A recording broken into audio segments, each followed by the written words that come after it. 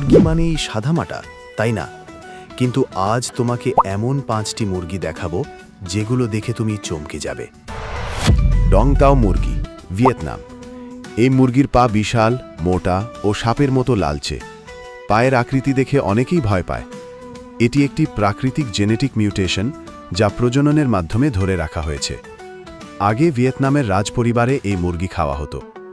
একটি পূর্ণবয়স্ক ডংতাও মুরগির দাম হতে পারে $2000 পর্যন্ত। সিল্কি মুরগি, চীন। এর পালক তুলার মতো নরম, যেন কাশফুলে মোড়ানো। ত্বক, হাড় ও মাংস পর্যন্ত কালো।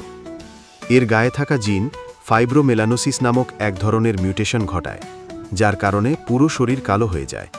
খুবই শান্ত, সহজে পোষ মানে, আর দেখতে যেন খেলনা। আয়াম চেমানি, ইন্দোনেশিয়া। পুরো শরীর, চোখ, দাড়ি এমনকি রক্ত পর্যন্ত কালো।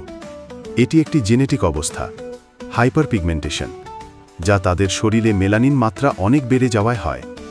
অনেক ইন্দোনেশীয় এদেরকে শুভ শক্তির বাহক মনে করে। লাফলেচ মুরগি, ফ্রান্স।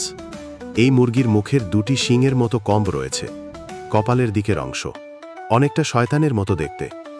জেনেটিক কারণে 2টি কম্ব একসাথে বিকশিত হয়, যা এই মুরগিকে ভয়ঙ্কর চেহারা দেয়। তবে এর মাংস অত্যন্ত সুস্বাদু। একে বলা হয় গুরমে চিকেন। ফ্রিজেল মুরগি, জাপান, ভারত, ফিলিপাইন। এর পালকগুলো বাইরের দিকে মোচড়ানো থাকে, মনে হয় হেয়ারস্টাইল করা।